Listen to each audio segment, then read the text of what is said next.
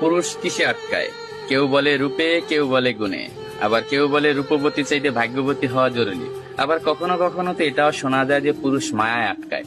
আসলে পুরুষ আটকায় কিসে? এক দেশের এক রাজা ছিল। তার এত ধন সম্পত্তি থাকা সত্ত্বেও তার জীবনে মনে হচ্ছে ভালোবাসার অভাব। তাকে একা একা বোধ হচ্ছে। তাই সে আর এক দেশের এক রাজকন্যাকে বিয়ে করে আনলো। বিয়ে করে আনার পরও তার মনে হচ্ছে তার জীবনে ভালোবাসার অভাব। সে আরো একটা বিয়ে করলো, কিন্তু তারপরও তার মনে হচ্ছে জীবনে ভালোবাসার অভাব। ভালোবাসার অভাব মিটাতে যাইয়া একটা না, দুইটা না, তিনটা না, সে 9টা দেশের রাজকন্যাকে বিয়ে করলো। তার এখন 9টা বউ। তারপরও তার মনে হচ্ছে জীবনে ভালোবাসার অভাব।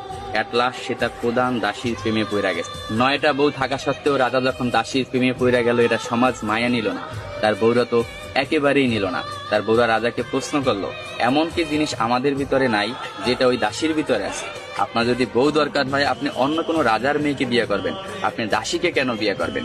তখন রাজা বলল, 9টা বউ থাকা সত্ত্বে আমি রাজা হইয়া দাসীর কেন প্রেমে পড়লাম, এটা শুধু আমি তোমাকে না, পুরো বিশ্বকে দেখাবো।